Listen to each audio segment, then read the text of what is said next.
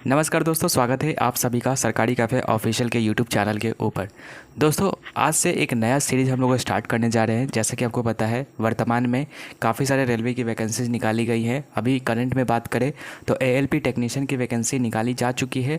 अभी एक सप्ताह के बाद आपका आरपीएफ का भी वैकेंसी आने वाला है। साथ ही साथ एनटीपीसी एंड ग्रुप डी सभी एग्जामिनेशन आपका इसी ईयर कंडक्ट होने वाला है। तो इसलिए दोस्तों हम लोगों ने एक नया सीरीज़ आपके लिए स्टार्ट किया है, जिसमें कि दोस्तों देखिए, साइंस के जितने भी क्वेश्चंस आपके पूछे जाते हैं, ठीक है, जनरल साइंस के, जिसमें कि फिजिक्स, केमिस्ट्री, बायोलॉजी होता है, सारे के सारे क्वेश्चंस के लिए जो है हम लोग एनसीईआरटी बुक के बेस पर जो है एमसीक्यूज की सीरीज स्टार्ट करने जा रहे हैं। ठीक है, जिससे कि आपको काफ़ी ज़्यादा हेल्प होगा। आपको बस कुछ नहीं करना है, आपको एनसीईआरटी बेस्ड जो भी आपका चैप्टर है, ठीक है, उसको आपको पढ़ना है। पढ़ने के बाद आपको सिंपली जो मैं आपको क्वेश्चंस करवा रहा हूँ, ठीक है, काफ़ी ज़्यादा मात्रा में क्वेश्चन में लेके आया हूँ। जैसे कि देखिए, यहाँ पर जो आज मैं डिस्कस करने वाला हूँ, पदार्थ की अवस्थाएं यानी कि स्टेट्स ऑफ मैटर का लगभग 100+ क्वेश्चंस को मैं डिस्कस करने वाला हूँ सिर्फ एक वीडियो में। तो आप जितना ज़्यादा क्वेश्चंस अटेम्प्ट कीजिएगा, उतना ज़्यादा आपको पता चलेगा कि कैसे कैसे क्वेश्चंस आते हैं। ठीक है, सिर्फ पढ़ना इंपॉर्टेंट नहीं है, इसीलिए आप चैप्टर पढ़िए। उसके बाद हमारे साथ साथ जो भी मैं आपको एमसीक्यू सीरीज आज से स्टार्ट होने वाला है, पहला वीडियो ये होने वाला है, जिसमें कि पहला चैप्टर जो कि स्टेट ऑफ मैटर है, उस पर हम लोग 100+ एमसीक्यूज क्वेश्चन देखेंगे, जो कि एनसीईआरटी में से आपका निकाला गया है।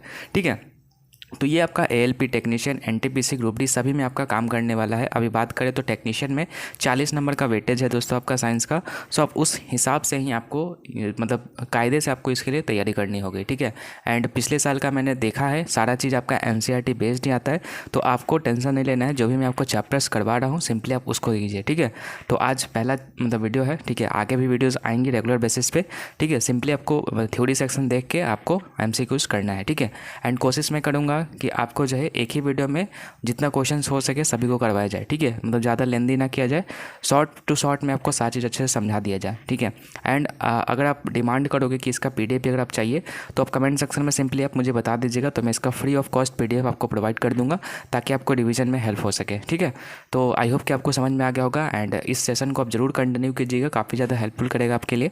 तो चलिए हम इस सेशन को आज से शुरुआत कर रहे हैं, एंड सभी बच्चे अंत तक देखिएगा, क्योंकि लास्ट में जो भी मैं क्वेश्चन आपको करवा रहा हूँ, उसमें से 2-3 क्वेश्चंस आपका पूछा जाएगा, उसका आंसर जो आप कमेंट सेक्शन में ज़रूर बताइएगा। ठीक है, तो चलिए शुरू करते हैं हम लोग। यहाँ पर सबसे पहला क्वेश्चन हम लोग यहाँ पर देखते हैं। तो यहाँ से इसको मैं थोड़ा सा फुल स्क्रीन में कर लेता हूँ, ताकि आपको अच्छे से प्रॉपर तरीके से विजिबल हो सके। तो देखिए दोस्तों, पहला क्वेश्चन यहाँ पर है आप सभी के सामने कि वायु का दाब जो है जैसे जैसे घटता है, वैसे वैसे द्रव का क्वथनांक पर क्या इफेक्ट पड़ता है। तो देखिए दोस्तों, ये आप जैसे जैसे दाब बढ़ेगा, वैसे वैसे द्रव का जो क्वथनांक होता है, क्वथनांक का मतलब होता है friends boiling point.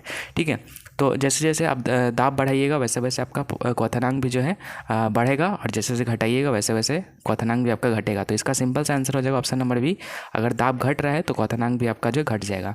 Next question देखते हैं कि गैस का द्रव में परिवर्तन क्या कहलाता है। तो गैस का द्रव में परिवर्तन आप सभी को पता है, तो इसको जो है हम लोग क्या बोलते हैं, तो संघनन बोलते हैं। ठीक है, जब गैस ठंडा होता है तो वो द्रव में परिवर्तित हो जाता है, ये प्रक्रिया आपकी संघनन कहलाती है। ठीक है, नेक्स्ट है वह ताप जिस पर ठोस द्रव में परिवर्तित हो जाता है, वो क्या कहलाता है। ठीक है, वह ताप जिस पर ठोस क्या हो रहा है, द्रव में परिवर्तित हो जाए। तो जो ठोस को द्रव में परिवर्तित होने के लिए जो भी आपका पॉइंट होता है, उसको हम लोग क्या बोलते हैं, उसको हम लोग बोलते हैं द्रवनांक। ठीक है, यानी कि ठोस किस में परिवर्तित हो रहा है, तो द्रव में परिवर्तित हो रहा है, तो उसको हम लोग द्रवनांक बोलेंगे। बाकी क्वथनांक आपको पता है, क्वथनांक क्या होता है कि जिस ताप पर कोई द्रव जो है उबलना स्टार्ट कर दे, उसको हम लोग क्वथनांक या फिर बॉइलिंग पॉइंट बोलते हैं। नेक्स्ट क्वेश्चन देखते हैं, पदार्थ के कणों को एक साथ बांध कर रखने वाले बल को क्या कहते हैं। काफ़ी इंपॉर्टेंट क्वेश्चन है, आपका बोर्ड में तो पूछता ही है, साथ ही साथ आपका रेलवे के एग्जामिनेशन में पूछता है। तो यहाँ पर देखिए आंसर इसका हो जाएगा ऑप्शन नंबर सी, अंतरा आणुक बल, यानी कि इंट्रा मॉलिक्यूलर अट्रैक्शन फोर्स इसको बोलते हैं इंग्लिश में।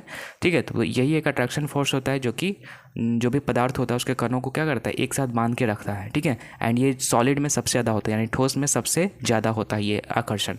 ठीक है, जिसके कारण से ठोस जो क्या होता है, मजबूत होता है। चलिए नेक्स्ट है कि वह प्रक्रिया जिससे इत्र की गंध वायु में चारों ओर फैल जाती है, उसको क्या बोलते हैं। तो देखिए सिंपल सा इसका आंसर हो जाएगा विसरण इसको बोलते हैं। ठीक है, क्या बोला है कि जब इत्र की गंध वायु में चारों ओर फैल जाती है, तो ये कौन सी प्रक्रिया है। तो इसका आंसर विसरण हो जाएगा, क्योंकि विसरण आपको पता है एनसीईआरटी में इसका सिंपल सा डेफिनेशन ये दिया हुआ है कि जब दो पदार्थों के मतलब जब दो अलग अलग पदार्थों के कण जो है ऑटोमेटिकली मिल जाते हैं, मतलब स्वतः मिल जाते हैं, उस प्रक्रिया को हम लोग विसरण बोलते हैं। ठीक है, तो ये विसरण का ही आपका एग्जाम्पल है। नेक्स्ट है कि निम्नलिखित में से कौन पदार्थ का मौलिक गुण है। तो पदार्थ का मौलिक गुण की बात करें तो ऑप्शन नंबर ए इसका करेक्ट हो जाएगा। इसका जो द्रव्यमान और आयतन जो है ये पदार्थ का मौलिक गुण होता है। ठीक है, बाकी ये सब भी आपका गुण है तो आपको ये भी याद रखना, लेकिन मौलिक गुण बोलेगा तो द्रव्यमान और आयतन। ठीक है, चलिए नेक्स्ट क्वेश्चन है, पदार्थ के कण क्या होते हैं। अति सूक्ष्म होते हैं तो सही है। गतिज ऊर्जा युक्त होते हैं, ये भी सही है। एक दूसरे को आकर्षित करते हैं, ये भी आपका सही है। यानी कि दोस्तों इनमें से सभी इसका आंसर हो जाएगा, क्योंकि ये सारे के सारे जो है पदार्थ के गुण होते हैं।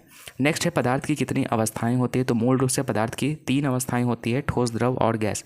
आप 4 मत मार के आइएगा, क्योंकि जो प्लाज्मा है दोस्तों वो मूल अवस्था नहीं माना गया है।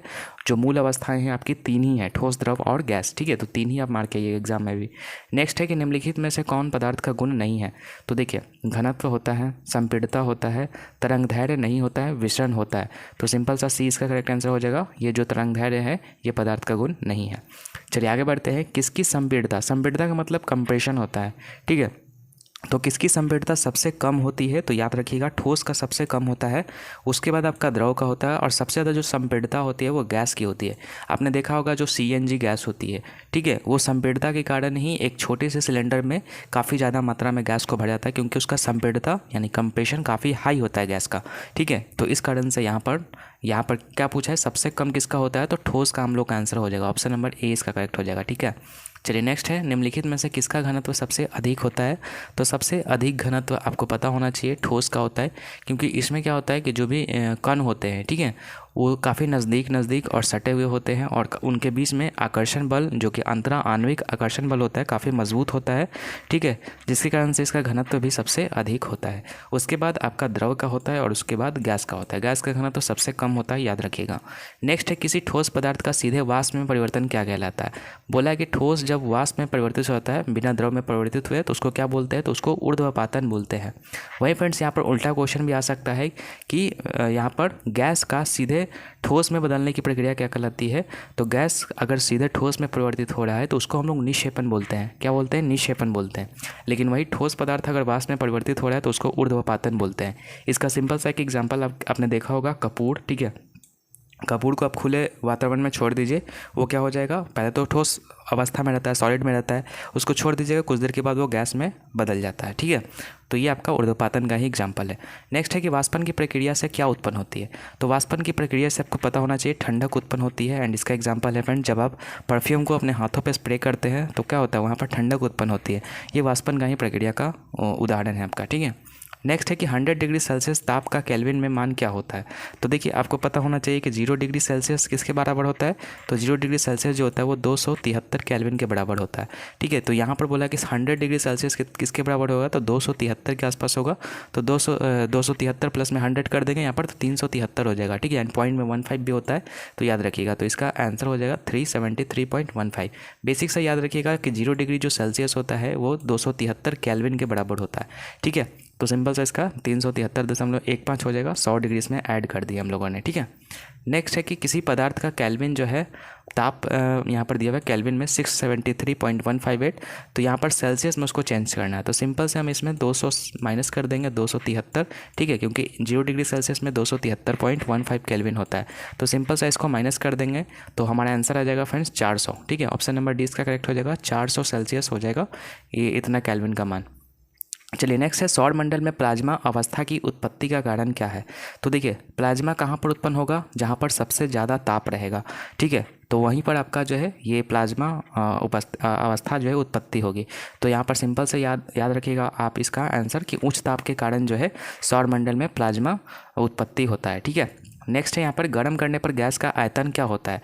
तो देखिए, जैसे जैसे आप गर्म कीजिएगा गैस को, उसका आयतन में क्या हो जाएगा, बढ़ जाएगा। ठीक है, क्योंकि जो गैस का आयतन होता है वो ताप के अनुक्रमानुपाती होता है, मतलब कि अनुपातिक होता है। जैसे हम यहाँ पर ताप को बढ़ाएंगे वैसे वैसे क्या हो जाएगा, उसका आयतन भी बढ़ जाएगा। तो इसका सिंपल सा ए करेक्ट हो जाएगा। चलिए नेक्स्ट देखते हैं, आर्द्र वायु में गीले कपड़े सूखते हैं। ठीक है, कैसे सूखेंगे, देरी से, जल्दी से, या फिर उमस के कारण या ठंडा के कारण, कैसे यहाँ पर सूखेंगे। तो देखिए, आर्द्र वायु का मतलब होता है कि वायु में हल्का जल की मात्रा उपस्थित होती है। तो देखिए, अगर वातावरण में पहले से जल की मात्रा उपस्थित होगी तो वाष्पीकरण जो है वो उसकी प्रक्रिया काफ़ी धीमी होती है। ठीक है, एंड वाष्पीकरण अगर धीरे होगी तो कपड़े जो है मतलब कम गति से सूखेंगे। तो यहाँ पर देरी से इसका आंसर हो जाएगा। ठीक है, ठीक है, क्यों मैंने बता दिया आपको, क्योंकि वाष्पीकरण के कारण ही कपड़े सूख जाते हैं। एंड अगर आर्द्र वायु रहेगा तो वाष्पीकरण की प्रक्रिया धीरे होती है, जिसके कारण से कपड़े जल्दी नहीं सूखते हैं। अगर यही आपका सिंपल सा वायु रहेगा या फिर तेज वायु रहेगा, यानी तेज हवाएं चलेंगी, तो उसमें क्या होता है, वाष्पीकरण की प्रक्रिया तेज हो जाती है, जिसके कारण से कपड़े जो है आपने देखा होगा हवा में जल्दी सूख जाते हैं। ठीक है, तो ये आपका होता है रीजन। चलिए आगे बढ़ते हैं। हवादार जगहों पर द्रव का वाष्पन का वेग क्या होगा, यहाँ पर इसका आंसर देना है। तो हवादार जगहों पर द्रव का जो वाष्पन है वो बढ़ जाएगा। अभी मैंने आपको बताया, जहाँ पर ज़्यादा हवा रहेगा वहाँ पर वाष्पन की प्रक्रिया तेज हो जाती है। नेक्स्ट है, निम्नलिखित में से कौन सही नहीं है। तो ऑप्शन पढ़ते हैं। पदार्थ सूक्ष्म कणों से बना है, तो सही है। पदार्थ के कण निरंतर गतिशील होते हैं, ये भी आपका सही है। ठोस पदार्थ का घनत्व द्रव से अधिक होता है, ये भी आपका सही है। ठोस पदार्थ का संपीड़ितता द्रव से अधिक होता है, तो ये आपका गलत है, क्योंकि यहाँ पर ये उल्टा लिख दिया है, क्योंकि द्रव का संपीड़ितता ठोस से ज़्यादा होता है। ठीक है, ठोस का संपीड़ितता सबसे कम होता है, उसके बाद द्रव का होता है और उसके बाद आपका गैस का होता है, यानी गैस का सबसे ज़्यादा संपीड़ितता होता है। तो यहाँ पर ये गलत लिखा हुआ है, तो इसलिए ऑप्शन नंबर डी इसका करेक्ट हो जाएगा। ठीक है, चलिए आगे बढ़ते हैं। तापमान बढ़ाने पर कोई ठोस पदार्थ क्या होगा। अगर हम ठोस पदार्थ में तापमान को बढ़ाते हैं तो वो द्रव में परिवर्तित हो सकता है, सही है। बिना द्रव में बदले सीधे गैसीय अवस्था में हो सकता है, ये भी आपका सही है। मैंने कपूर का एग्जांपल आपको दिया था। ठीक है, उसके बाद अपरिवर्तित रह सकता है, तो ये भी हो सकता है। तो इसका आंसर हो जाएगा ऑप्शन नंबर डी, यानी उपरोक्त सभी। ठीक है, तापमान बढ़ाने पे ये सारी चीज़ें हो सकती है। उसके बाद है, निम्नलिखित में से किसका ऊर्ध्वपातन। ऊर्ध्वपातन मैंने बता दिया है कि अगर हम ठोस को गर्म करेंगे तो सीधे क्या हो जाएगा, वाष्प में परिवर्तित हो जाएगा। तो यहाँ पर इसका कौन सा एग्जाम्पल है, तो इसका आयोडीन हो जाएगा। ठीक है, ऑप्शन नंबर बी। चलिए आगे बढ़ते हैं। निम्नलिखित में से कौन पदार्थ है, तो आप देख लीजिए। गंध पदार्थ है, नहीं है। ठंडा नहीं है। प्रेम नहीं है। ठंडा पे आपका पदार्थ है। ठीक है, पदार्थ का मतलब क्या होता है, जिसका आयतन हो, आकार हो, जो जगह घेरे। तो पे में क्या होता है, आयतन होता है। तो सिंपल सा ये आंसर हो जाएगा कि ठंडा पे क्या है, पदार्थ है। इजी क्वेश्चन ही आता है इस चैप्टर से, तो आप देख रहे होंगे सारा चीज़ मतलब इजी है, आपको मज़ा भी आ रहा होगा इसको देखने के बाद। चलिए आगे देखते हैं। निम्नलिखित में से कौन पदार्थ नहीं है। ठीक है, हवा पदार्थ है, जल पदार्थ है, स्नेह नहीं है, क्योंकि ये एक भाव है। ठीक है, भोजन भी पदार्थ है, तो इसका आंसर हो जाएगा सी, स्नेह पदार्थ नहीं है। चलिए नेक्स्ट देखते हैं। किस अवस्था में अणुओं की ऊर्जा अधिकतम होती है। किस अवस्था में पूछा है कि अणुओं की ऊर्जा अधिकतम होती है, तो ठोस में आपका सबसे ज़्यादा आपकी होती है, या फिर द्रव में होती है, या फिर गैस में होती है। तो इसका जो करेक्ट आंसर हो जाएगा फ्रेंड्स, गैस। ठीक है, गैस में जो है अणुओं की ऊर्जा जो है काफ़ी अधिक होती है, जिसके कारण से गैस के कण क्या होते हैं, काफ़ी तेज़ी से मूव करते हैं और आसानी से किसी भी चीज़ में वो क्या हो जाते हैं, मिल जाते हैं। तो गैस इसका आंसर हो जाएगा। चलिए नेक्स्ट है। किस अवस्था में अणुओं की ऊर्जा सबसे कम होती है।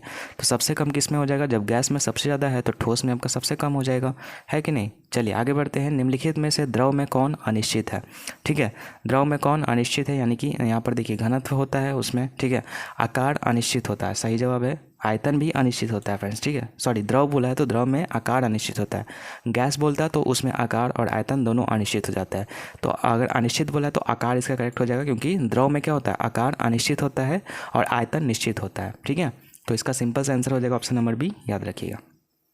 आगे बढ़ते हैं दोस्तों। बर्फ़ का एक टुकड़ा जल की सतह पर तैरता रहता है, क्यों, इसका रीज़न क्या है। तो देखिए, बर्फ़ का टुकड़ा जल में तैर रहा है, इसका सिंपल सा रीज़न है कि बर्फ़ जो है जल से क्या होगा, ठीक है, हल्का होगा। ठीक है, बर्फ़ जल से हल्का होगा तब तो वो उसकी सतह पर तैरेगा। ठीक है, तो सी नंबर इसका करेक्ट हो जाएगा। नेक्स्ट है शुष्क बर्फ़ क्या है। तो शुष्क बर्फ़ काफ़ी इंपॉर्टेंट क्वेश्चन एग्जाम में पूछा गया है दोस्तों, इसको VVI मार्क कर सकते हैं आप। शुष्क बर्फ़ क्या है, तो आपका जो ठोस कार्बन डाइऑक्साइड होता है, ठीक है, उसको हम लोग बोलते हैं शुष्क बर्फ़। ठीक है, तो ठोस कार्बन डाइऑक्साइड, इसका याद रखिएगा। आगे देखते हैं दोस्तों। निम्नलिखित में से कौन तरल पदार्थ नहीं है। तरल का मतलब लिक्विड यानी द्रव्य। कौन द्रव्य नहीं है, तो जल आपका द्रव्य है, पारा भी आपका द्रव्य है, हवा भी आपका मान के चल सकते हैं, हवा तो आपका गैस है। ठीक है, और लोहा की बात करें तो लोहा आपका जो द्रव नहीं है फ्रेंड्स। ठीक है, ये क्या है, एक सॉलिड है। तो याद रखिएगा, इसका आंसर हो जाएगा ऑप्शन नंबर डी। नेक्स्ट है। किसी पदार्थ के इकाई आयतन के द्रव्यमान को क्या कहते हैं। तो किसी पदार्थ के इकाई आयतन के द्रव्यमान को क्या बोलेंगे, तो उसको हम लोग घनत्व बोलेंगे। ठीक है, ठीक है, घनत्व बराबर क्या होता है, density is equal to formula होता है मास अपॉन वॉल्यूम। ठीक है, तो उसी से यहाँ पर इसका आंसर हो जाएगा ऑप्शन नंबर सी, घनत्व। नेक्स्ट है दोस्तों, यहाँ पर एक गिलास पानी में 2 चम्मच चीनी मिलाने पर भी उसके जल के स्तर में कोई परिवर्तन नहीं होता है, क्योंकि चीनी के कण क्या होते हैं, वाष्पीकृत हो जाते हैं। नहीं, गलत जवाब है। जल के कणों के बीच व्यवस्थित हो जाते हैं। हाँ, जल के कणों के बीच जो रिक्त स्थान होती है उसमें वो व्यवस्थित हो जाता है, जिसके कारण 2 चम्मच चीनी डालने पर भी उसका कोई असर नहीं पड़ता है। नेक्स्ट है निम्नलिखित में से किसमें अंतराण्विक स्थान सर्वाधिक होता है। अंतराण्विक स्थान का मतलब होता है कि जो दो अणुओं के बीच में स्थान सबसे ज़्यादा किस में होता है, तो गैस में होता है फ्रेंड्स। मैंने आपको बताया, तो गैस क्या है हमारा, हवा है। ठीक है, तो ऑप्शन नंबर 20 का करेक्ट हो जाएगा। नेक्स्ट, दाब के प्रभाव से पदार्थ का आयतन कम होने की क्रिया को क्या कहते हैं। तो दाब के प्रभाव से पदार्थ का आयतन कम होने की प्रक्रिया को क्या कहते हैं, तो इसका आंसर आपको बताना है। तो इसका आंसर हो जाएगा दोस्तों संपीड़ितता। ठीक है, दाब के प्रभाव से पदार्थ का आयतन कम होने की प्रक्रिया को क्या कहते हैं, संपीड़ितता कहते हैं। और इसी कारण से जो हमारा CNG गैस होता है वो क्या होता है, कम क्षेत्रफल में भी यानी कम एथी में भी क्या हो जाता है, वो हम लोग का आ जाता है। ठीक है, तो ये संपीड़ितता होता है। नेक्स्ट बढ़ते हैं दोस्तों। आई होप कि आपको ये सीरीज़ अच्छे से समझ में आ रही होगी। बाकी अगर आपको कोई भी दिक्कत है कमेंट सेक्शन में बता दीजिएगा मुझे, उसको मैं सुधारने की कोशिश करूँगा। ठीक है, नेक्स्ट क्वेश्चन देखते हैं। निम्नलिखित में से कौन सबसे अधिक संपीड्य है। तो देखिए मैंने आपको बता दिया, सबसे ज़्यादा हवा होता है यानी गैस होता है, तो आंसर ए हो जाएगा। नेक्स्ट देखते हैं, जल्दी करते हैं दोस्तों। यहाँ पर जिस तापक्रम पर द्रव के वाष्प का दाब वायुमंडलीय दाब के बराबर हो जाता है उसे उस द्रव्य का क्या कहते हैं। ठीक है, तो ये हो जाएगा क्वथनांक। क्या बोलेंगे उसको, क्वथनांक बोलते हैं। जिस तापक्रम पर द्रव के वाष्प का दाब वायुमंडलीय दाब के बराबर हो जाता है उसको हम लोग क्वथनांक बोलते हैं, नहीं बॉइलिंग पॉइंट बोलते हैं। ठीक है, तो कुछ क्वेश्चंस आपको ज़बरदस्ती याद करने होंगे अगर आपको नहीं समझ में आता है तो। निम्नलिखित में कौन पदार्थ का गुण नहीं है। तो देखिए स्थान घेरता है पदार्थ, सही है। उसमें द्रव्यमान होता है, ये भी सही है। आयतन होता है, ये भी सही है। नंगी आंखों से दिखाई नहीं देना, तो हाँ कुछ ऐसे भी पदार्थ होते हैं जिसको हम लोग नंगी आंखों से दिखाई नहीं देते हैं, उसके लिए माइक्रोस्कोप की ज़रूरत होती है। तो ये सारे के सारे चीज़ यहाँ पर सही है, तो इसमें कोई ऐसा मतलब चीज़ नहीं है जो पदार्थ का गुण नहीं है, तो सारे के सारे यहाँ पर सही हो जाएगा। उसके बाद है किसी गैस का द्रव में परिवर्तित हुए बिना सीधे ठोस अवस्था में परिवर्तित हो जाती है, इसको क्या कहते हैं। ठीक है, द्रव से सीधा क्या हो रहा है, ठोस में बदल रहा है, तो इसको क्या बोलेंगे हम लोग, द्रव से ठोस में बदल रहा है उसको हम लोग ऊर्ध्वापन बोलते हैं। ठीक है, नेक्स्ट देखते हैं 0 डिग्री सेल्सियस का मान केल्विन में कितना होगा। तो 0 डिग्री सेल्सियस का जो मान है वो केल्विन में आपका मैंने बता दिया पहले ही 273 केल्विन के आसपास होता है। इसमें 0.15 भी होता है, तो उसको भी ध्यान रखिएगा। नेक्स्ट है निम्नलिखित में से कौन ठोस नहीं है। ठोस यानी कि सॉलिड नहीं है, तो मोम क्या है, सॉलिड है। गंधक क्या है, सॉलिड है। मैग्नीशियम भी आपका सॉलिड है, लेकिन पारा जो होता है वो आपका लिक्विड फॉर्म में होता है, तो इसका आंसर हो जाएगा ऑप्शन नंबर डी, पारा। नेक्स्ट है निम्नलिखित में द्रव्य को चुने। द्रव्य को चुनना है तो जल क्या है, द्रव्य है। ठीक है, तो यही हो जाएगा हम लोग का आंसर, सिंपल सा। चलिए आगे बढ़ते हैं। हमारे आसपास उपस्थित पदार्थ कितनी अवस्थाएं में होती है। तो 3 अवस्थाएं में होती है, ठोस, द्रव्य और गैस। कणों के बीच आकर्षण बल जिसमें किसमें सबसे अधिक होता है। तो आकर्षण बल आपका ठोस में सबसे अधिक होता है, उसके बाद द्रव में होता है और उसके बाद गैस में होता है। रिपीटेड क्वेश्चन है। चलिए आगे बढ़ते हैं। अमोनियम क्लोराइड को गर्म करने पर क्या होता है। अमोनियम क्लोराइड यानी कि NH4Cl। ठीक है, तो ये आपका अमोनियम का सूत्र होता है अमोनियम क्लोराइड का। तो ये क्या होता है, पहले तो ये सॉलिड स्टेट में रहता है, लेकिन जब इसको हम गर्म करते हैं तो सीधे ये गैस में परिवर्तित हो जाता है। तो मैंने आपको बताया कि जब कोई ठोस को गर्म करते हैं तो वो गैस में परिवर्तित हो जाता है बिना द्रव में बदले, तो उस प्रक्रिया को क्या बोलते हैं, ऊर्ध्वपातन बोलते हैं। तो इसका आंसर हो जाएगा ऑप्शन नंबर सी, ऊर्ध्वपातन। ठीक है, अमोनियम क्लोराइड को गर्म करने पर वो गैस में बदल जाता है और इसी को हम लोग ऊर्ध्वपातन बोलते हैं। नेक्स्ट है 470 डिग्री केल्विन का मान सेल्सियस में क्या होगा। तो सिंपल से 273 में से इसको माइनस कर देना है। 273 में से माइनस कीजिएगा तो 197 डिग्री सेल्सियस के आसपास इसका आंसर हो जाएगा, इसको आप कर लीजिएगा। नेक्स्ट है किसी ठोस के इकाई द्रव्यमान को द्रव्य अवस्था में बदलने बिना ताप बदले जितनी ऊष्मा लगती है उस ठोस का क्या कहलाता है। फिर से पढ़ते हैं दोस्तों। किसी ठोस के इकाई द्रव्यमान को द्रव्य अवस्था में बदलने में बिना ताप बदले जितनी ऊष्मा लगती है उसे क्या कहता है। तो द्रवन ऊष्मा उसको बोलते हैं, याद रखिएगा। ठीक है, क्योंकि द्रव में बदलना है तो द्रवन ऊष्मा उसके लिए चाहिए। ठीक है, जिस पर वो क्या हो जाएगा, द्रव में बदल जाएगा। नेक्स्ट है निम्नलिखित में से कौन पदार्थ सामान्य अवस्था में नहीं होता है। तो देखिए प्लाज्मा आपका सामान्य अवस्था में नहीं है। आपका पदार्थ का 3 ही सामान्य अवस्था है, ठोस, द्रव्य और गैस। ठीक है, बाकी प्लाज्मा नहीं है, तो याद रखिएगा। नेक्स्ट है वायुमंडलीय दाब पर 1 kg द्रव को उसके द्रवनांक पर गैसीय अवस्था में परिवर्तित करने के लिए आवश्यक ऊष्मा को क्या बोलते हैं। तो इसको क्या बोलते हैं, अगर हम गैस में बदल रहे हैं, द्रवनांक पर गैसीय अवस्था में बदल रहे हैं, तो इसको हम लोग बोलते हैं वाष्पीकरण की गुप्त ऊष्मा। ठीक है, वाष्पीकरण की गुप्त ऊष्मा बोलते हैं इसको। चलिए नेक्स्ट देखते हैं। निम्नलिखित में कौन पदार्थ नहीं है। तो कौन पदार्थ नहीं है, तो बालू पदार्थ है, हवा भी पदार्थ है, बादल भी आपका पदार्थ है, सूर्य का प्रकाश आपका पदार्थ नहीं है। नेक्स्ट है पदार्थ के विसरण की दर के लिए कौन सा क्रम सही है। तो विसरण मैंने आपको पहले ही बता दिया है कि विसरण सबसे ज़्यादा जो है आपका गैस में होता है, उसके बाद द्रव में होता है और उसके बाद ठोस में होता है। तो सिंपल सा इसका आंसर क्या हो जाएगा दोस्तों, देख लीजिए ऊपर वाला यहाँ पर आंसर हो जाएगा ऑप्शन नंबर ए, क्योंकि देखिए गैस में सबसे ज़्यादा होता है, उसके बाद द्रव में और उसके बाद गैस में होता है। विसरण मैंने पहले ही बता दिया है, एक बार फिर से मैं बता दूँ। जब दो विभिन्न पदार्थ के कण, ठीक है, आपस में स्वतः मिल जाते हैं, उस प्रक्रिया को हम लोग क्या बोलते हैं, विसरण बोलते हैं। ठीक है, तो याद रखिएगा, ये सिंपल सा आपका एनसीईआरटी में भी दिया है डिफिनेशन। नेक्स्ट है वाष्पीकरण की क्रिया द्रव में किस भाग में होती है। तो वाष्पीकरण की क्रिया द्रव में किस भाग में होती है दोस्तों, तो आपको पता होना चाहिए कि सतह पर होती है, इसीलिए इसे सतही प्रक्रिया भी बोलते हैं। ठीक है, तो याद रखिएगा वाष्पीकरण की क्रिया द्रव के सतह पर होती है। नेक्स्ट है शुष्क बर्फ क्या है, रिपीटेड क्वेश्चन है आपका, इसको बोलते हैं ठोस कार्बन डाइऑक्साइड यानी ठोस CO2। नेक्स्ट है पदार्थ का अवस्था परिवर्तन कैसे होता है। तो देखिए तापक्रम में परिवर्तन करने से होता है, ठीक है, दाब में परिवर्तन करने से होता है, तापक्रम बढ़ने और दाब घटने से होता है, या फिर इनमें से सभी। तो देखिए आपका पहला तो कि ताप को जब बढ़ाइएगा यानी तापक्रम में परिवर्तन यानी घटाइएगा बढ़ाइएगा तब तो हो जाएगा आपका परिवर्तन। दाब में भी परिवर्तन कीजिएगा तो आपका ये होता है परिवर्तन, तो इसीलिए इसका सिंपल सा ऑप्शन डी सही हो जाएगा, इनमें से सभी। चलिए आगे बढ़ते हैं। गर्म करने पर पदार्थ के ठोस अवस्था से सीधे गैसीय अवस्था में चले जाने की क्रिया को क्या कहते हैं। ठीक है, ठोस से क्या कहाँ जा रहा है, गैसीय में जा रहा है, तो आपको मैंने बता दिया पहले ही, ऊर्ध्वपातन इसको बोलते हैं। निम्नलिखित में से कौन वाष्पीकरण को प्रभावित नहीं करता है। तो द्रव का क्वथनांक, द्रव की सतह का क्षेत्रफल, वायु की गति, या फिर वायु का घनत्व। तो इसका जो सिंपल सा आंसर हो जाएगा वायु का घनत्व। ठीक है, ये वाष्पीकरण को प्रभावित नहीं करता है। नेक्स्ट देखते हैं वाष्पीकरण की प्रक्रिया। वाष्पीकरण की प्रक्रिया क्या कहलाती है, तो एक स्वतः होने वाली प्रक्रिया है ये, या फिर द्रव के क्वथनांक पर निर्भर करती है, या फिर शीतलता उत्पन्न करती है, या फिर उपयुक्त सभी सही है। तो देखिए यहाँ पर इसका आंसर हो जाएगा शीतलता उत्पन्न करती है। ठीक है, तो इसका 56 का सही आंसर हो जाएगा दोस्तों ऑप्शन नंबर सी। नेक्स्ट देखते हैं वाष्पीकरण की गुप्त ऊष्मा क्या है। तो वाष्पीकरण की गुप्त ऊष्मा ऑप्शन देख लीजिए, वाष्पीकरण में मुक्त ऊष्मा होती है, या फिर वाष्पीकरण में शोषित ऊष्मा होती है, या फिर क्वथनांक पर किसी द्रव के वाष्पित होने में अवशोषित ऊष्मा होती है।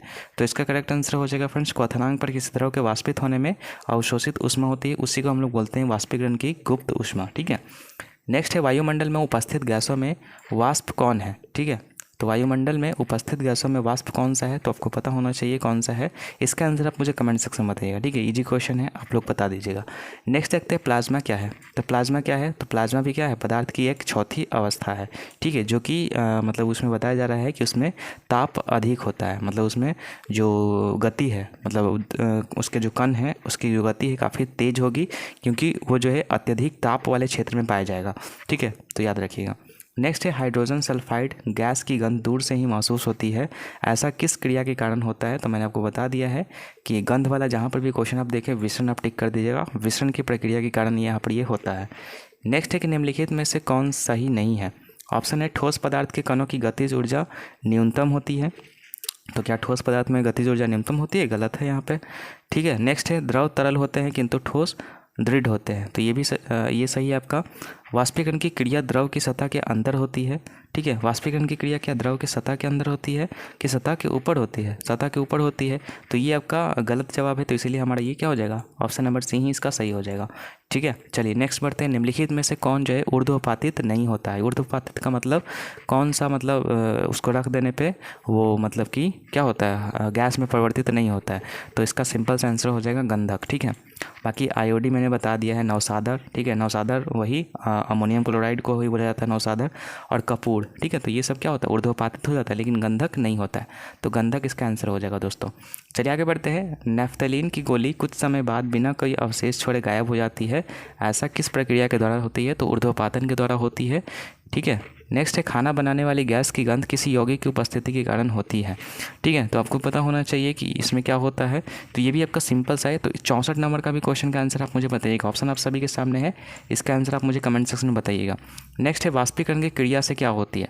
तो वाष्पीकरण की क्रिया से ठंडक पैदा होती है। ठीक है, तो यही हमारा सही हो जाएगा, क्योंकि वाष्पीकरण से ठंडक उत्पन्न होती है। नेक्स्ट है दोस्तों यहाँ पर कि जल, पेट्रोल और स्पिरिट के वाष्पीकरण का द्रव के सही क्रम चुने, मतलब इसमें सबसे पहले वाष्पीकृत कौन सा होगा। तो देखिए मैं आपको बता दूं दोस्तों, सबसे पहले जो वाष्पीकृत होगा वो स्पिरिट होगा, उसके बाद आपका जल होगा, और उसके बाद आपका जो है सबसे पहले पेट्रोल होगा, उसके बाद स्पिरिट होगा, और उसके बाद जल होगा। तो पेट्रोल, स्पिरिट और जल, तो ऑप्शन नंबर सी में है, तो ऑप्शन नंबर सी इसका करेक्ट हो जाएगा। नेक्स्ट देखते हैं दोस्तों, ठोस पदार्थों का संपीड़न क्या होता है। द्रव से कम होता है किंतु गैस से अधिक होता है। गलत जवाब है, क्योंकि सबसे कम संपीड़न ठोस का ही होता है।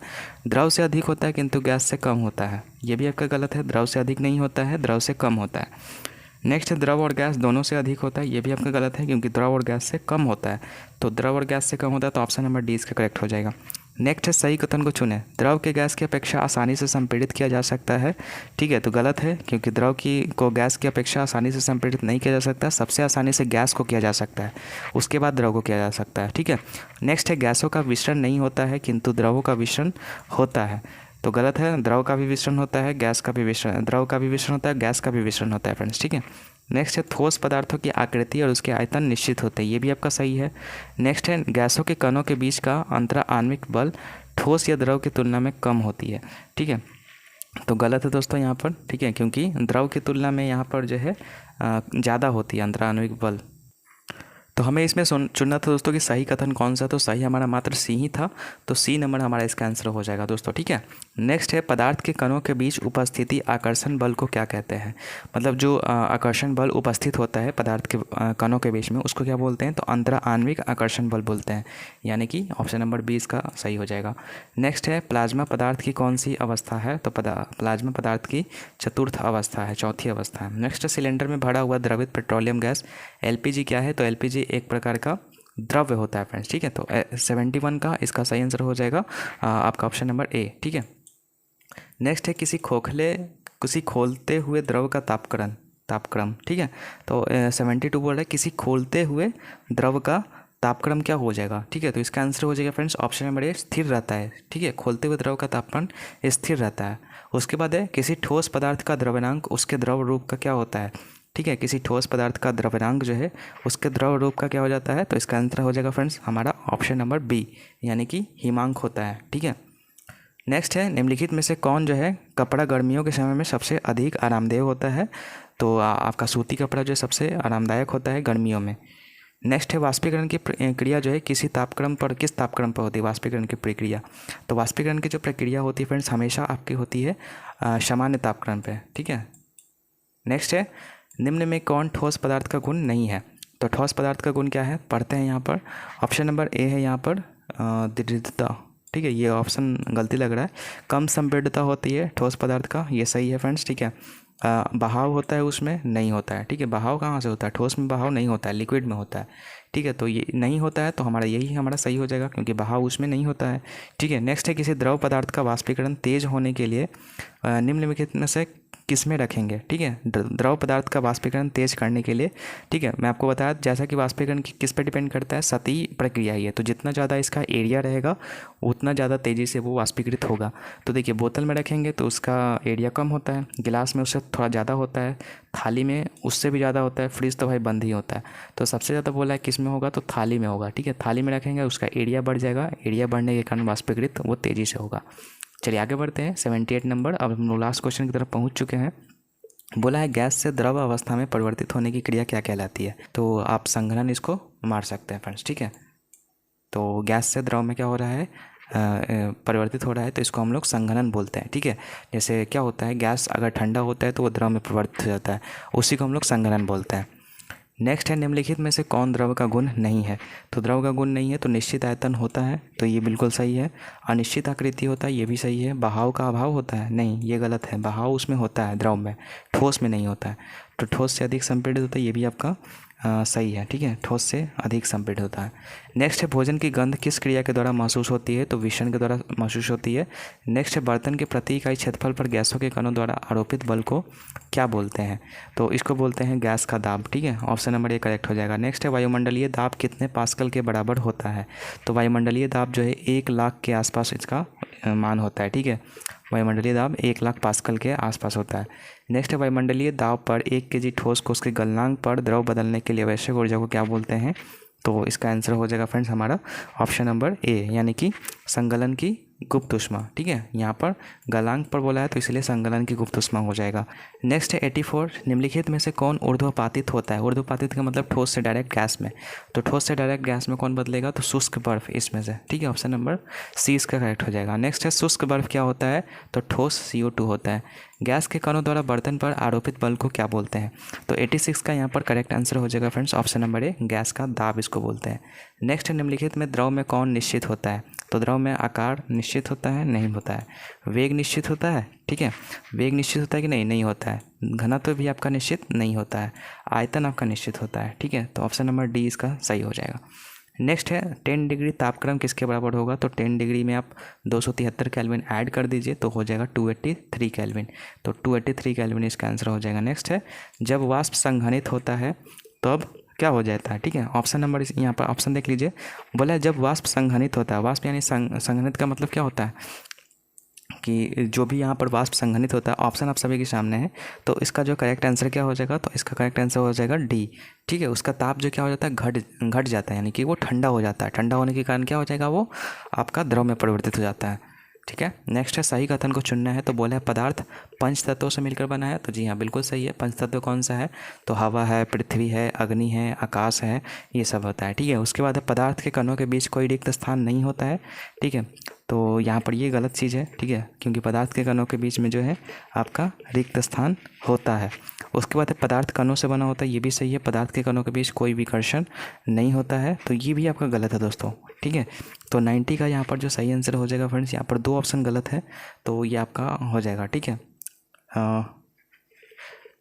तो यहाँ पर कौन सा हो जाएगा, हमें सही कथन चुनना है, तो सही कथन कौन सा है, तो सही तो भाई देखो पदार्थ पंच तत्वों से मिलकर बना है, ये भी आपका सही है, ठीक है। उसके बाद पदार्थ कणों से बना है, ये भी आपका सही है, ठीक है। सिर्फ 2 यहाँ पर ऑप्शन गलत है, ठीक है, तो दोनों ही ऑप्शन आपका सही हो जाएगा।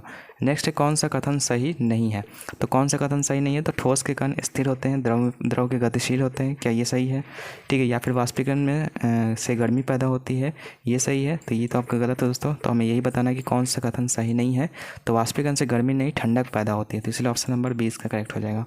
नेक्स्ट है दोस्तों वाष्पीकरण की गुप्त ऊष्मा क्या है, तो वाष्पीकरण की गुप्त ऊष्मा क्या होता है, तो क्वथनांक पर 1 kg द्रव को वाष्पित होने में अवशोषित ऊष्मा को हम लोग बोलते हैं वाष्पीकरण की गुप्त ऊष्मा, तो ऑप्शन नंबर डी इसका करेक्ट हो जाएगा। नेक्स्ट है किस पदार्थ की आकृति और आयतन दोनों अनिश्चित होता है, तो गैस का आपका जो है दोनों चीज़ अनिश्चित होता है, तो याद रखिएगा। नेक्स्ट निम्नलिखित में से पदार्थ को चुनना है, तो आकाश क्या पदार्थ है, नहीं है। आग क्या पदार्थ है, नहीं है। बादल क्या पदार्थ है, हाँ पदार्थ है। धूप नहीं है, तो इसका आंसर हो जाएगा ऑप्शन नंबर सी। नेक्स्ट निम्नलिखित में से किस तापक्रम पर जल द्रव अवस्था में रहता है, तो 20 से 25 डिग्री सेल्सियस का जो आपका ताप होता है उसमें जो है जल क्या होता है, सामान्यतः द्रव अवस्था में होता है। नेक्स्ट है दाब बढ़ाने पर किसी द्रव का क्वथनांक पर क्या इफेक्ट पड़ेगा, अगर हम दाब बढ़ा रहे हैं तो उसका बॉइलिंग पॉइंट भी बढ़ जाएगा दोस्तों, तो इसका आंसर हो जाएगा ऑप्शन नंबर ए। नेक्स्ट है बर्फ़ के टुकड़े को गर्म करने पर वह पिघलने लगता है किंतु तापक्रम स्थिर रहता है, दी जा रही ऊष्मा कहाँ चली जाती है, तो देखिए यहाँ पर गुप्त ऊष्मा में परिवर्तित होती है, सही है। बर्फ़ के कणों को स्वतंत्र गति के योग बनाती है, ये भी आपका सही है। गर्म की जा रही सामग्री में छुप जाती है जिसे गुप्त ऊष्मा बोलते हैं, तो ये भी आपका सही है, यानी कि तीनों का तीनों ऑप्शन आपका सही है, तो इसलिए ऑप्शन नंबर डी सही हो जाएगा उपरोक्त सभी। नेक्स्ट दोस्तों बर्फ़ जल के ऊपर तैरता है क्यों, ऊपर भी मैंने आपको करवाया है, तो यहाँ पर देखिए ऑप्शन पढ़ लीजिए, बर्फ़ का घनत्व जल के घनत्व से कम होता है, बर्फ़ का घनत्व जल के घनत्व से अधिक होता है, या फिर बर्फ़ का घनत्व जल के घनत्व के बराबर होता है, या फिर ऑप्शन नंबर डी। तो इसका करेक्ट आंसर क्या हो जाएगा दोस्तों, ऊपर भी मैंने आपको करवाया था, तो इसका करेक्ट आंसर हो जाएगा ऑप्शन नंबर ए, यानी कि बर्फ़ का घनत्व जो है जल के घनत्व से कम होता है, इस कारण से बर्फ़ जल के ऊपर तैरता है। नेक्स्ट है कि वायु क्या है, तो वायु आपको पता है गैस है। धातु की बाल्टी क्या है, तो ठोस है। दूध क्या है, द्रव्य है। सिंपल सा क्वेश्चन है। स्पंज क्या है, तो स्पंज एक ठोस है, ठीक है, ठोस है दोस्तों, आप इसको गैस में मत परिवर्तित कर दीजिएगा, ठोस होता है, ठीक है। नेक्स्ट है कि यहाँ पर गैस के कणों के बीच आकर्षण बल क्या होता है, तो गैस के कणों के बीच आकर्षण बल जो है वो कम होता है, ठीक है, ठोस की अपेक्षा। उसके बाद है गैस की संपीड़ितता होती है सबसे अधिक होती है। नेक्स्ट है कि 20 डिग्री का मान केल्विन में क्या होगा, तो इसका आंसर आप कमेंट सेक्शन में बताइएगा। तो ये था दोस्तों हम लोग का 100+ ऑब्जेक्टिव क्वेश्चन, जो कि आपका स्टेट ऑफ मैटर से जो भी पॉसिबिलिटीज़ थी क्वेश्चन पूछने की, सारे के सारे क्वेश्चंस मैंने आपको करवा दिए हैं, ठीक है। इससे बाहर आपको आने का कोई चांस नहीं है, इसलिए आप ज़्यादा से ज़्यादा हो सके तो आप इसको रिवाइज कीजिए, इन्हीं सब क्वेश्चंस को, ठीक है। एंड अगर और भी कहीं से आपको ये क्वेश्चन मिलता है इस चैप्टर के रिगार्डिंग, तो आप उसको भी देख लीजिए, क्योंकि जितना ज़्यादा से ज़्यादा आप क्वेश्चन लगाइएगा उतना ज़्यादा आपके लिए बेनिफिट होने वाला है, ठीक है। तो यही काम करना है आपको, पहले आपको थ्योरी सेक्शन कंप्लीट करना है। एनसीईआरटी का बुक ले लीजिए आप लोग, ठीक है, 9th-10th का, कुछ स्पेसिफिक चैप्टर 11th-12th के भी आएंगे, लेकिन अभी आप 9th-10th को ख़त्म कीजिए, और उसके बाद मैं तो आपको एमसीक्यू सीरीज स्टार्ट किया हूँ, तो चैप्टर वाइज आपको एमसीक्यू हमारे चैनल के ऊपर मिल जाएगा, ठीक है। और थोड़ा बहुत नहीं, जितना ज़्यादा हो सकता है मैं आपको करवाऊँगा, ताकि ज़्यादा से ज़्यादा क्वेश्चंस की तैयारी आप लोग कर पाएँ, ठीक है। तो आई होप कि आज का सेक्शन आपको अच्छा लगा होगा फ्रेंड्स। ठीक है, बाकी अगर पीडीएफ की डिमांड अगर आपकी होगी तो आप कमेंट सेक्शन में बता दीजिएगा, मैं इसका पीडीएफ भी फ्री ऑफ कॉस्ट अपलोड करवा दूंगा हमारे टेलीग्राम चैनल के ऊपर। सो आप टेलीग्राम को ज्वाइन कर लीजिएगा, लिंक डिस्क्रिप्शन बॉक्स में है। आज की इस वीडियो को यहीं पर रखते हैं फ्रेंड्स, बाकी हम लोग नेक्स्ट चैप्टर हम लोग लेके आएंगे कल नहीं परसों आएगा शायद वो। ठीक है, तो आप कल आप थ्योरी सेक्शन उसको कंप्लीट कर लीजिए, परसों उसका एमसीक्यू आप कर लीजिएगा। ठीक है, इस तरीके से हम लोग हर एक चैप्टर का करने वाले हैं, तो काफ़ी अच्छा सीरीज आपके लिए होने वाला है। तो आप इस सीरीज़ से जुड़ जाइए और अपने दोस्तों के साथ भी इस वीडियो को शेयर कर दीजिएगा ताकि इस सीरीज़ का वो भी बेनिफिट ले सकें। इस वीडियो को हम लोग यहीं पर रखते हैं फ्रेंड, चलिए मिलते हैं आपसे नए वीडियो में, तब तक के लिए गुड बाय।